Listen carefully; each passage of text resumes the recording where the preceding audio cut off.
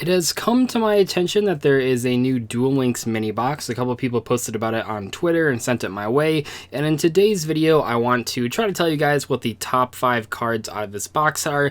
Now, in general, I will be completely honest, the synchro sets for Duel Links have been pretty lackluster. There have been a couple good cards and archetypes out of these boxes, but in general, it just seems like the overall power level is a lot lower than what it was before synchros came out. I think for whatever reason, Konami is being incredibly careful with giving us way too powerful tuners or non-tuners or synchro monsters, and they're just kind of easing us into the mechanic. Now, I should say that this is a little strange because it's already very difficult to synchro summon in Duel Links. There aren't a ton of synchros in the metagame. You know, the last time I said that, which was when the Blackwing main box was released, a lot of people sort of jumped on me and said, well, Blue Eyes is sort of a synchro deck. Interestingly enough, one of the things that happened after that Blackwing box came out is that many Blue Eyes decks actually just stopped running tuner monsters altogether. Most of them do not play Whitestone or Protector anymore. They just play cards like Breaker and Destructotron, actually, just sort of focusing on the OTK mentality of that deck. So interestingly, the only deck in the metagame that was actually using synchro monsters, albeit not too often, isn't playing them anymore, which I think is kind of funny. But in general, synchro summon is really hard, and it's really hard because it's not the synchro monsters themselves being bad. I mean, don't get me wrong, Stardust Dragon's a good card. It's just that the setup that it takes to get there is easily disruptible by some of the most commonly played Duel Links cards.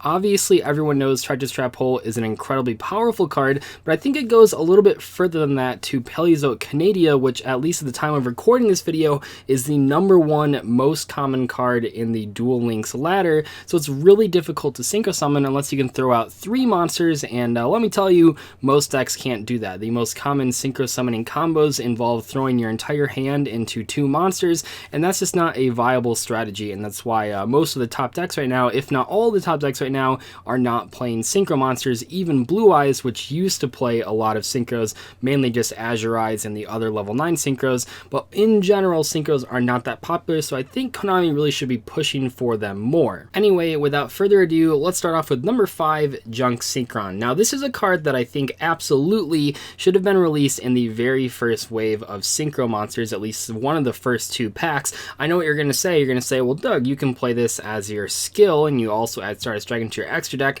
And while I do think that that is a cool thing for free-to-play players, there's no reason that Junk Synchron should have taken this long to get into the actual pack that you can put it in your deck. Skills in Duel Links are everything, and when you basically throw away your skill just to play Junk Synchron, as well as make your deck a 22 card deck instead of a 20 card deck, which means it's more inconsistent, well, that definitely makes it really hard to actually warrant playing a card like Junk Synchron that you might not see every game. But now that you can actually get it in a pack and you can play 3 copies without wasting your skill for it, I think it has the potential to be a pretty viable card. At the very least, it is one of the only viable tuners in this entire game, and we also get some cool synchros in this set that you can take advantage of Junk Synchron with. So I don't know if Junk Synchron will make a huge impact on the competitive metagame, but at least from a synchro standpoint, this is by far the best tuner that we have in all of Duel Links. At number 4, we have one of the best synchros added to Duel Links, even though it's a little bit difficult to make if you don't have Junk Synchron,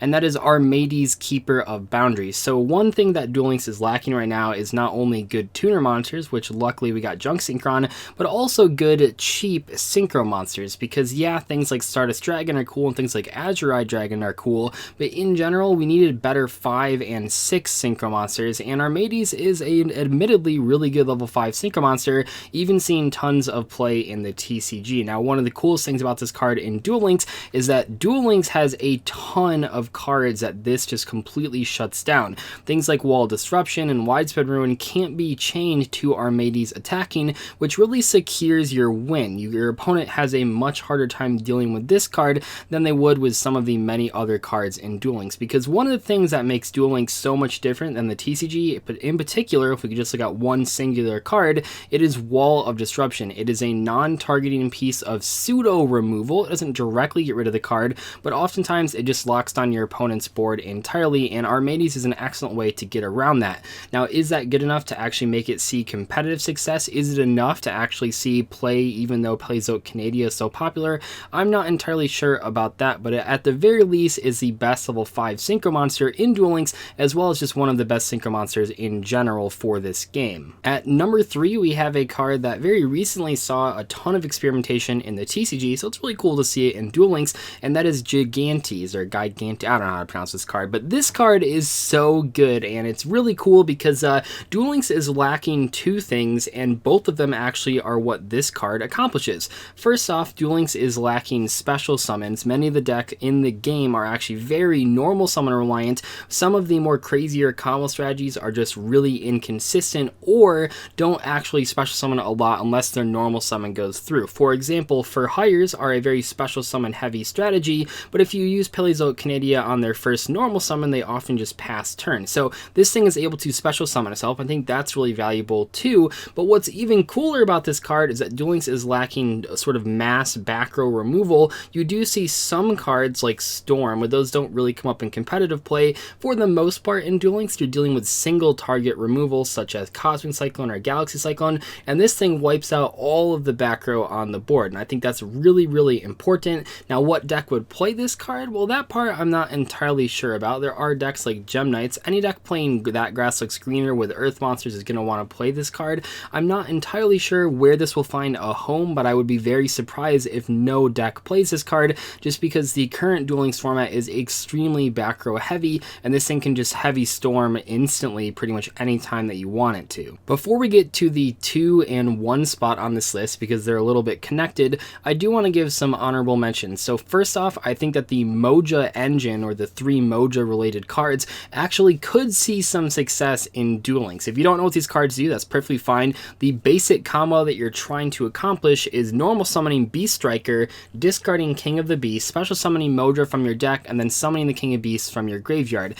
In Duel Links, that'll be enough to actually just kill your opponent. It's more than 4,000 damage, and I know that combo sounds like it won't happen that often, but one of the things that I've learned about Duel Links in particular, especially in comparison to TCG, is that combos, even if they require 2 specific unsearchable cards, are just so much more consistent when you have 20 card decks, not to mention when you only have 4,000 life points. So I'm not sure if this combo actually has a deck to fit in, or a deck to flesh it out, but I would not be surprised if I saw people experimenting with these cards, just because special summon power, especially when it's coming from the graveyard and the deck, is just so rare in Duel Links. I think that a combo that you can very easily do to pull off more than 4,000 damage is likely to see some success on the ladder. Will it be the best deck? Probably not, but it is something to keep in mind, especially with the other beast support in this set. Now, the other card that I think might be the biggest sleeper card of this set and might get really, really good in the future is LAIR Wire. Now, this card did not see any play in the TCG, but I think it actually is like the sleeper card of the set. So you move from play 1 insect monster from your graveyard and select 1 monster your opponent controls, destroy the selected monster. That might not seem that good, but there are definitely a sort of lack of removal options in Duel Links besides things like Treacherous Trap Hole. So I think that this card, as a non-once per turn, so if you have multiple copies, you can use all of them, sort of quick play ability to blow up any card is extremely, extremely cool. I guess it can't destroy back row, but monsters are pretty much all you want to destroy with this card. So I don't know if there are enough insect cards to actually support LAIR Wire, but if there are sort of an insect strategy in the metagame, something like Insectors, but a little bit better than that, I would not be surprised if this card saw play, just because it is so powerful in a Duel Links metagame. Anyway though, let's talk about the number 2 and number 1 spot on this list, because they are sort of going together. The number 2 spot is TRAPTRIX Trap Hole Nightmare, and now this is probably going to be played in a variety of strategies. There isn't at the moment a ton of effect negation in Duel Links. That is one of the biggest differences between Duel Links and the TCG right now, is that you don't have cards like Fiendish Chain or Breakthrough Skill, things that saw tons of play in like 2012, 2013. You just don't have those cards around. There isn't a ton of effect negation, so TRAPTRIX Trap Hole Nightmare is extremely interesting for this metagame. I think it very well could see play as sort of a generic trap card for people to play, but more importantly, at the number 1 spot that can combo with that TRAPTRIX Trap Hole Nightmare is TRAPTRIX ATRAX. So they are TRAPTRIX monsters monsters in this set. There's only 2 of them though, just ATRAX and Dionia, so those aren't these sort of standard TRAPTRIX monsters that you'd expect Konami to give us. We're not gonna get like TRAPTRIX Myrmilio, which is the best TRAPTRIX monster, but I think ATRAX actually might be the most powerful card in this entire set. And I might be wrong, but hear me out. This card is really, really good in Duel Links for a couple reasons. First off, the fact that you don't have to set your trap holes is ridiculous. More importantly, when you go second with this card and you have Treacherous Trap Hole, you can play it as sort of a Regeki almost. You just summon ATRAX,